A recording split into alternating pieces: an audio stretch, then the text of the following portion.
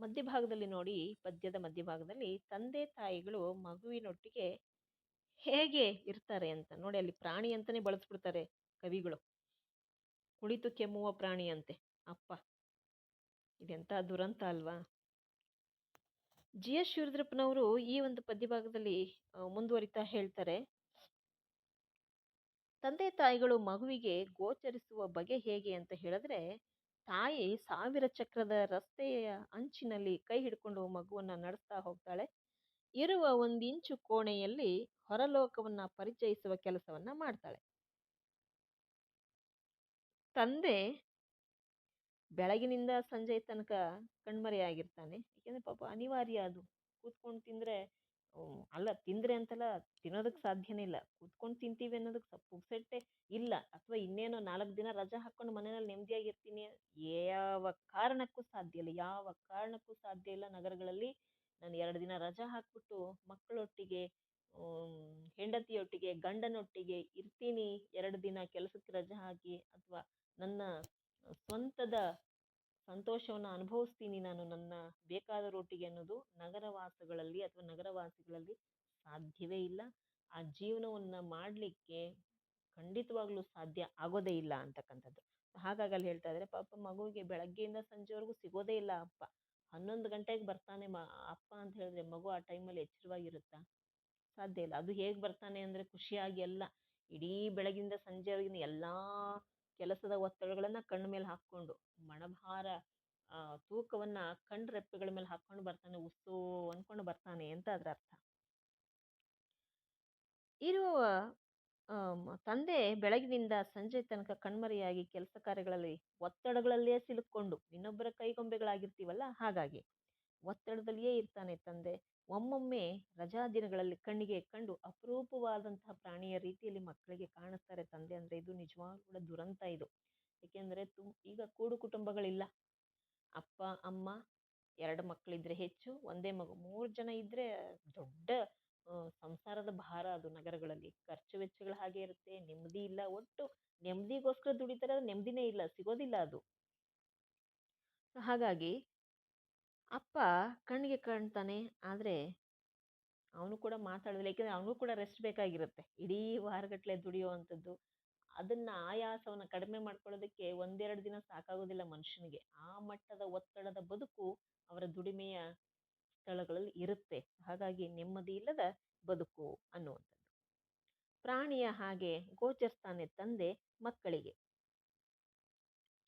ಇನ್ನು ಮುಂದಿನ ಭಾಗದಲ್ಲಿ ಮಗು ಯಾವ ರೀತಿ ಕಲಿಯುತ್ತೆ, ತನ್ನ ವಿದ್ಯಾಭ್ಯಾಸವನ್ನ ಹೇಗೆ ಮಾಡುತ್ತೆ ಅನ್ನುವ ವಿಚಾರಕ್ಕೆ ಚರ್ಚೆ ಮಾಡೋದಾದ್ರೆ, ಬೆಳಗ್ಗೆಯಿಂದ ಸಂಜೆ ತನಕ ಲಕ್ಷ ಲಕ್ಷ ಚಕ್ರದ, ಅಂದ್ರೆ ವಾಹನದ ಚಕ್ರಗಳು ಸಂಚರಿಸ್ತಾ ಇರುತ್ತಲ್ಲ, ಅವುಗಳ ಮಧ್ಯದಲ್ಲಿ ಅವಸರದ ಹೆಜ್ಜೆಗಳನ್ನ ಹಾಕ್ತಾ ಮಗು ವಿದ್ಯೆಯನ್ನ ಕಲಿತಾ ಹೋಗುತ್ತೆ. ಹೇಗೆ ಅಂತ ಹೇಳಿದ್ರೆ, ಈ ರೀತಿಯ ಗಡಿಬಿಡಿಯ ವಾತಾವರಣದಲ್ಲಿ ಕ್ಯೂ ನಿಲ್ಲೋದನ್ನ ಕಲಿಯುತ್ತೆ, ಫುಟ್ಪಾತ್ನಲ್ಲಿ ಸಂಚರಿಸೋದನ್ನ ಕಲಿಯುತ್ತೆ, ರಸ್ತೆ ದಾಟುವಾಗ ಎಚ್ಚರವಾಗಿರ್ಬೇಕು ಅನ್ನೋದನ್ನ ಕಲಿಯುತ್ತೆ, ಅಂದ್ರೆ ಪ್ರಜ್ಞೆ ಇರಬೇಕು ಅನ್ನೋದನ್ನ ಕಲಿಯುತ್ತೆ, ಓಡೋದನ್ನ ಕಲಿಯುತ್ತೆ, ಎಲ್ಲೂ ನಿಲ್ಲಬಾರ್ದು ಅನ್ನೋದನ್ನ ಮುಖ್ಯವಾಗಿ ಕಲಿಯುತ್ತೆ. ಅವರಿವರನ್ನ ತಳ್ಳಿಯಾದ್ರೂ ಸರಿ, ನಾವು ನೆಲೆ ನಿಲ್ಬೇಕು ಅನ್ನೋದನ್ನ ಕಲಿಯುತ್ತೆ. ಇನ್ನು ವಿದ್ಯೆ ಶಾಲಾ ಕಾಲೇಜುಗಳಲ್ಲಿ ಕಲಿಯೋದೇನಪ್ಪಾ ಅಂದ್ರೆ, ಅದು ಅಷ್ಟಕ್ಕಷ್ಟೇ. ಅಷ್ಟಕ್ಕಷ್ಟೇ ಯಾಕೆ ಅಂತ ಹೇಳಿದ್ರೆ, ಅಂಕಗಳ ಆಧಾರದ ಮೇಲೆ ಶಿಕ್ಷಣವನ್ನು ನಿರ್ಧಾರ ಮಾಡ್ತಾ ಇದ್ದಾರೆ ಇವತ್ತಿನ ಶಿಕ್ಷಣ ಕಾಲಘಟ್ಟದಲ್ಲಿ. ಏಕೆಂದ್ರೆ ಶಿಕ್ಷಣ ಅನ್ನೋಂಥದ್ದು ಆ ಮಟ್ಟಕ್ಕೆ ಆಗೋಗ್ಬಿಟ್ಟಿದೆ. ಎಲ್ಲ ವ್ಯಾಪಾರೀಕರಣ ಆಗುವಂತ ಹಂತ ಅಲ್ಲ, ಆಗ್ತಾ ಇದೆ ಅಂತಲೇ ಹೇಳ್ಬೋದು.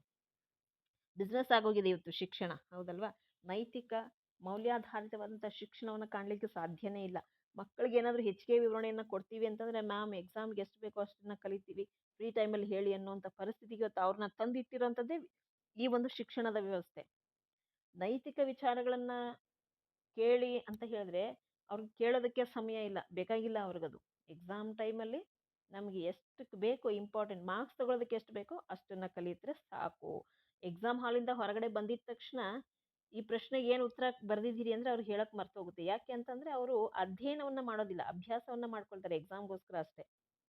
ಪರೀಕ್ಷೆಗೆ ಏನು ಪ್ರಶ್ನೆ ಕೊಡ್ತಾರೆ, ಅದಕ್ಕೆ ಏನು ಆನ್ಸರ್ ಬರೀಬೇಕು ಅಷ್ಟೇ ಅವ್ರ ತಲೆಯಲ್ಲಿ ಇರುತ್ತೆ. ಸೊ ಹಾಗಾಗಿ ಅವ್ರು ಏನು ತತ್ಕಾಲಕ್ಕೆ ಕಲಿತಾರೆ ಅದನ್ನ ಅಲ್ಲೇ ಬಿಟ್ಬಿಟ್ಟು ಹೊರಗಡೆ ಬರ್ತಾರೆ, ಮತ್ತೆ ತಲೆಯಲ್ಲೆಲ್ಲ ಖಾಲಿ ಖಾಲಿ. ಏಕೆಂದ್ರೆ ಅವ್ರು ಕಲಿಬೇಕು ಜೀವನಕ್ಕೆ ಅಂತ ಕಲಿಯೋದಿಲ್ಲ. ಹಾಗಾಗಿ ಅಂತಹ ಪರಿಸ್ಥಿತಿ ಇವತ್ತು ವಿದ್ಯಾರ್ಥಿಗಳ ಜೀವನ ನಗರಗಳಲ್ಲಿ ಕಂಡು ಬರ್ತಾ ಇದೆ. ಅದಕ್ಕೆ ಹೇಳ್ತಾ ಇದ್ದಾರೆ ಕವಿ, ಅಷ್ಟಕ್ಕಷ್ಟೇ ಕಲಿತಾರೆ ಶಾಲಾ ಕಾಲೇಜುಗಳಲ್ಲಿ. ದಾರ ದಾರಿ ಬದಿಯಲ್ಲಿ ನೂರಾರು ಜಾಹೀರಾತುಗಳು, ಅಡ್ವರ್ಟೈಸ್ಮೆಂಟ್ಸ್, ಆಹಾ ಅದ್ಭುತವಾದ ಪೋಸ್ಟರ್ಗಳಿರುತ್ತೆ, ನೋಡಿದ್ರೆ ಎರಡು ಕಣ್ಣು ಸಾಲದು. ಅದರಿಂದನೂ ಕಲಿಯೋದಿದೆ ಅಂತ ನಗರಗಳಲ್ಲಿ, ಅದನ್ನ ತಲೆಗೆ ಹಾಕೊಳ್ತಾರೆ ಮಕ್ಕಳು. ರೇಡಿಯೋ, ಸಿಲೋನ್, ವ್ಯಾಪಾರದ ಪ್ರಭಾವಗಳನ್ನ ಕೇಳಿಸ್ಕೊಳ್ತಾ ನೀನಾಗಿ ಕಲಿತದ್ದು ಕಡಿಮೆ. ಹೌದಲ್ಲ, ವಿದ್ಯಾರ್ಥಿಗಳು ಅವರಷ್ಟು ಅವರೇ ಕಲಿತು ತುಂಬಾ ಕಡಿಮೆ. ಹಳ್ಳಿಗಳಲ್ಲಿ ಹಂಗಿಲ್ಲ. ಮಕ್ಕಳು ಈಜು ಬರೋದಿಲ್ಲ ಅಂತಂದ್ರೆ ನೀರ್ಗಿಳಿಯೋದು ಬಿಡೋದಿಲ್ಲ ಅವರು. ಏನೋ ಖಾಲಿ ಬಾಟಲ್ಗಳನ್ನ, ದಂಟು ಅಂತ ಬರುತ್ತೆ, ಆ ದಂಟುಗಳನ್ನ, ಬೆಂಡನ್ನ ಸೊಂಟ ಕಟ್ಕೊಂಡು ಬೀಳ್ತವೆ. ಅವ್ರಿಗೆ ಈಜು ಬರೋದಿಲ್ಲ ಅಂದ್ರೆ ಕಲಿತಾರೆ, ಅವ್ರು ಸ್ವತಂತ್ರವಾಗಿ ಕಲಿತಾರೆ. ನಗರವಾಸಿಗಳೆಲ್ಲ ಹಂಗಿಲ್ಲ. ಒಂದು ಸ್ವಿಮ್ಮಿಂಗ್ ಪೂಲ್ಗೆ ಹೋಗ್ತಾರೆ, ಹೋದ್ರೆ ಅಲ್ಲಿ ಅಡಿಗಳ ಲೆಕ್ಕದಲ್ಲಿ ಮಾಡಿರ್ತಾರೆ. ಆಳ, ಕಮ್ಮಿ ಆಳ, ಜಾಸ್ತಿ ಆಳ ಅಂತ. ಕಮ್ಮಿ ಆಳದಲ್ಲಿ ಈಜೋದಕ್ಕೆ ಚೆನ್ನಾಗಿ ಕಲ್ತಿರೋರ್ನ ಆಳವಾದ ಸ್ವಿಮ್ಮಿಂಗ್ ಪೂಲ್ ಬಿಟ್ರೆ ಮುಳುಗೋಗ್ತಾರೆ. ಈ ಮಟ್ಟದ ವಿದ್ಯಾಭ್ಯಾಸಗಳನ್ನ ನಗರಗಳಲ್ಲಿ ನೋಡ್ಬೋದೇ ಹೊರತು ಹಳ್ಳಿಗಳಲ್ಲ. ಹಳ್ಳಿಗಳಲ್ಲಿ ನಾವು ಕಲ್ಸೋದಕ್ಕೆ ಸಾಧ್ಯನೇ ಇಲ್ಲ ಬಿಡಿ. ಅಂತಹ ಪ್ರತಿಭೆಯನ್ನ ಹೊಂದಿರುವಂಥವ್ರು ಹಳ್ಳಿ ಮಕ್ಕಳು. ಆದ್ರೆ ಈ ನಗರಗಳಲ್ಲಿ ಹಂಗಿಲ್ಲ. ಎಲ್ಲ ಆರ್ಟಿಫಿಷಿಯಲ್ ಆಗಿರೋದ್ರಿಂದ ಚೌಕಟ್ಟಿನೊಳಗೆ ಬದುಕಬೇಕು, ಭಯದಲ್ಲೇ ಬದುಕಬೇಕು ಅನ್ನುವಂಥ ವಾತಾವರಣ ಸೃಷ್ಟಿಯಾಗಿದೆ ಅನ್ನುವಂಥದ್ದು. ನಾವಾಗೆ ನಾವು ಪ್ರಾಕ್ಟಿಕಲ್ ಆಗಿ, ಪ್ರಾಯೋಗಿಕವಾಗಿ ಏನನ್ನೂ ಕಲಿಯೋದಕ್ಕೆ ಸಾಧ್ಯ ಇಲ್ಲ. ಏಕೆಂದ್ರೆ ಈ ನಾನು ಕಂಡ ಹಾಗೆ ಶಾಲೆಗಳಲ್ಲಿ ಮಕ್ಕಳನ್ನ ಡಿಸಿಪ್ಲಿನ್ ಅನ್ನೋ ಹೆಸರಲ್ಲಿ ಮಾತಾಡೋಂಗಿಲ್ಲ ಅವರು. ಸೈಲೆಂಟ್, ಪಿನ್ ಡ್ರಾಪ್ ಸೈಲೆಂಟ್, ಇಂಥದ್ರಲ್ಲೇ ಮಕ್ಕಳನ್ನ ಮಾತಾಡಂಗಿಲ್ಲ ಮಕ್ಕಳು. ಒಬ್ಬರ ಜೊತೆ ತರಲೆ ಮಾಡೋಂಗಿಲ್ಲ, ಇನ್ನೊಂದಿಲ್ಲ ಮತ್ತೊಂದಿಲ್ಲ. ಬಾಲ್ಯವೇ ಇಲ್ಲ. ಫಸ್ಟ್ ಆಫ್ ಆಲ್ ಮಕ್ಕಳಿಗೆ ಬಾಲ್ಯ ಅನ್ನೋದೇ ಇಲ್ಲ ಇವತ್ತಿನ ಕಾಲಕ್ಕೆ. ಸೊ ಹಾಗಾಗಿ ಅವ್ರಿಗೆ ಜೀವನ ಅಂದ್ರೇನೆ, ಸ್ಕೂಲ್ ಅಂದ್ರೆ ಹಿಂಸೆ ಆಗೋ ಮಟ್ಟಕ್ಕೆ ಇವತ್ತು ಆಗೋಗ್ಬಿಟ್ಟಿದೆ. ಆದ್ರೆ ನಮ್ಗಳಿಗೆಲ್ಲ ನೆನಪಿದೆ, ನಮ್ಮ ಬಾಲ್ಯ ಎಷ್ಟು ಸೊಗಸಾಗಿತ್ತು ಅನ್ನೋದಕ್ಕೆ ನಮ್ಗೆ ಹೇಳ್ಕೊಳ್ಳೋಕೆ ನೆನಪುಗಳಿದೆ. ಆದ್ರೆ ಇವತ್ತಿನ ಕಾಲಘಟ್ಟದಲ್ಲಿ ಮಕ್ಕಳಿಗೆ ಬಾಲ್ಯವೇ ಇಲ್ಲ. ದುರಂತ ಇದು. ಮಗು ಕಲಿಕೆ ಮತ್ತೆ ವಿದ್ಯಾಭ್ಯಾಸದಲ್ಲಿ ಹಳ್ಳಿಗಳಿಗೆ ಹೋಲಿಸ್ಕೊಂಡ್ರೆ ನಗರವಾಸಿಗಳಲ್ಲಿ ಪಾಪ ಏನೂ ಇಲ್ಲ ಅವಕ್ಕೆ. ಇಂಗ್ಲಿಷನ್ನು ಮಾತಾಡೋದು ಕಲಿಯುತ್ತವೆ, ಮಾರ್ಕ್ಸನ್ನ ಚೆನ್ನಾಗಿ ತಗೊಳುತ್ತವೆ ಅನ್ನೋದಷ್ಟನ್ನ ಬಿಟ್ರೆ ಡಿಸಿಪ್ಲಿನ್ ಹೆಸರಲ್ಲಿ ಕುಗ್ಗಿಸ್ತಾ ಇರಬಹುದೇನೋ ಅಂತ ನನ್ನ ನನ್ನ ವೈಯಕ್ತಿಕ ಅಭಿಪ್ರಾಯ ಇದು.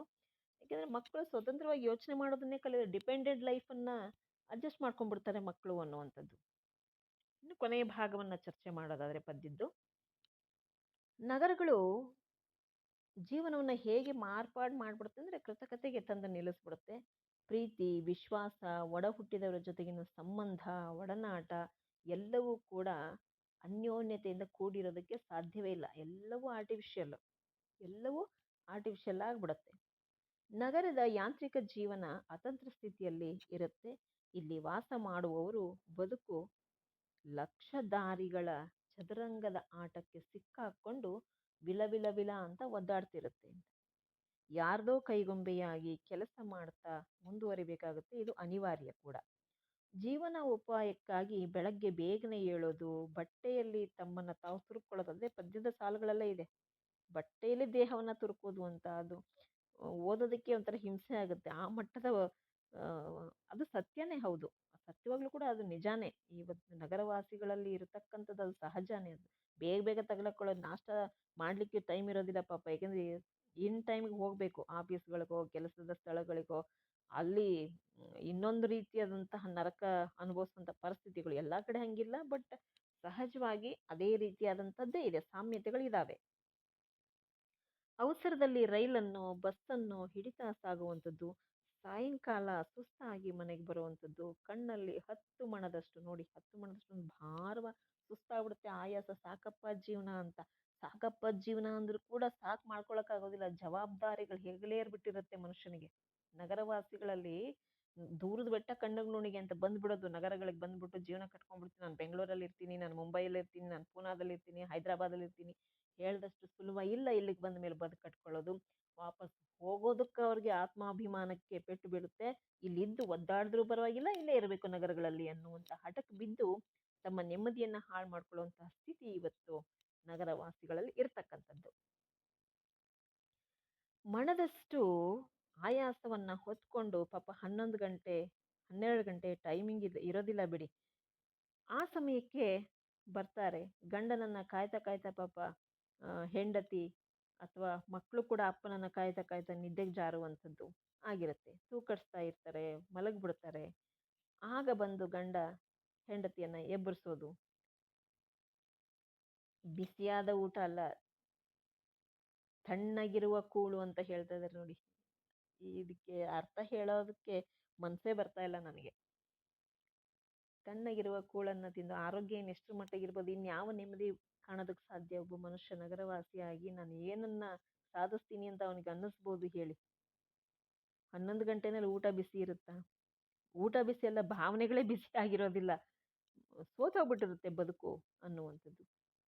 ತಣ್ಣಗಿರುವ ಕೂಳನ್ನ ಉಂಡು ಇರುವ ಬಾಡಿಗೆ ಮನೆಯಲ್ಲಿ ವಾಸಿಸುವುದು, ಮತ್ತೆ ಸಾವಿರ ಸಾವಿರ ಕನಸನ್ನ ಕಾಣ್ತಾ ರೈಲು ಹಳಿಯ ಹಾಗೆ ತತ್ತರಿಸ್ತಾ ಮಲ್ಗೋದು, ಮತ್ತೆ ಬೆಳಗ್ಗೆ ಎದ್ದು ಮತ್ತದೇ ಯಾಂತ್ರಿಕ ಬದುಕು.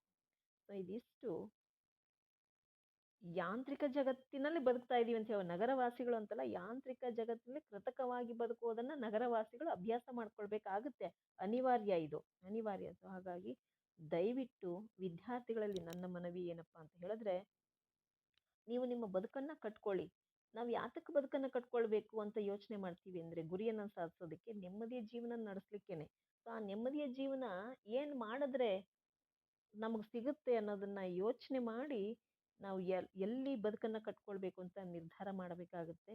ಹೌದು, ನಗರಗಳು ಹೆಚ್ಚಾಗ್ತಾ ಇದ್ದಾವೆ, ನಮ್ಮನ್ನ ಕೈ ಬೀಸಿ ಕರೆಯುತ್ತೆ, ಉದ್ಯೋಗ ಕೊಡ್ತೀನಿ ಬನ್ನಿ, ಉದ್ಯೋಗ ಕೊಡ್ತೀನಿ ಬನ್ನಿ ಅಂತ ಹೇಳಿ. ಆದರೆ ಆ ಉದ್ಯೋಗವನ್ನ ಹರಸಿ ಹಾರೈಸೋದಕ್ಕೆ ಅಥವಾ ನಮ್ಮ ಬದುಕನ್ನ ನೆಮ್ಮದಿಯಾಗಿ ಕಳೆಯೋದಕ್ಕೆ ನಾವು ಆತುರವಾಗಿ ಖುಷಿಯಾಗಿ ನಗರಕ್ಕೆ ಬಂದು ಬಿದ್ವಿ ಅಂತ ಹೇಳಿದ್ರೆ ಹಿಂತಿರುಗಿ ನೋಡಕ್ಕೂ ಆಗೋದಿಲ್ಲ, ಇಟ್ಟ ಹೆಜ್ಜೆಯನ್ನ ಹಿಂತಗೊಳಕ್ಕಾಗೋದಿಲ್ಲ. ಅದು ಹೇಳ್ತಾರಲ್ಲ, ಇಟ್ಟರೆ ಹೆಜ್ಜೆ ಮುಂದೆ, ಇಡಬಾರದ ಹೆಜ್ಜೆ ಹಿಂದೆ ಅಂತ. ಹೆಜ್ಜೆ ಇಟ್ಟ ಮೇಲೆ ಹಿಂದೆ ಹೆಜ್ಜೆ ಹಾಕೋದಕ್ಕೆ ನಮ್ಮ ಮನಸ್ಸು ಒಪ್ಪೋದಿಲ್ಲ. ಆದರೆ ಅನಿವಾರ್ಯ, ನಾವು ಇಲ್ಲಿರೋದಕ್ಕೆ ಕಷ್ಟ ಆಗ್ತಾ ಇದೆ ಅಂದ್ರೆ ವಾಪಸ್ ನಮ್ಮ ಊರುಗಳಿಗೆ ನಾವು ಹೋಗೋದ್ರಲ್ಲಿ ತಪ್ಪೇನಿಲ್ಲ. ಆದರೆ ಅವಮಾನ ಅಂತ ತಿಳ್ಕೊಳ್ಬಾರ್ದು ಅದನ್ನ. ನಮ್ಮ ಬದುಕನ್ನ ಇದಕ್ಕಿಂತಲೂ ಅದ್ಭುತವಾಗಿ ಬದುಕಿ ತೋರ್ಸೋದಕ್ಕೆ ನಮ್ಮಲ್ಲಿ ಇರುವಂತಹ ಎಲ್ಲಾ ವಿದ್ಯೆಯನ್ನ ಬಳಸಿ ನಾವು ಸುಂದರವಾದ ಬದುಕನ್ನ ಕಟ್ಕೊಳ್ಬೇಕು. ಇರೋದೊಂದು ಜೀವನ, ಈ ರೀತಿಯಾಗಿ ಬದುಕಿ ನಾವು ನಮ್ಮ ನೆಮ್ಮದಿಯನ್ನ ಹಾಳು ಮಾಡಿಕೊಂಡು ಆದ್ರೂ ನಾವು ನಗರಗಳಲ್ಲೇ ಇರ್ತೀವಿ ಅಂತ ಹೇಳಿದ್ರೆ ಅದು ನಿಜವಾಗ್ಲೂ ಕೂಡ ತಪ್ಪಾಗುತ್ತೆ. ನಿಮ್ಗೆ ಅನಿವಾರ್ಯ ಇದೆ ಅಂತಂದ್ರೆ ಇದೆಲ್ಲವನ್ನ ಅನುಭವಿಸ್ಕೊಂಡು ನಗರಗಳಲ್ಲಿ ವಾಸ ಮಾಡಬೇಕಾಗುತ್ತೆ, ನೆಮ್ಮದಿಯನ್ನ ಹಾಳು ಮಾಡಿಕೊಂಡು.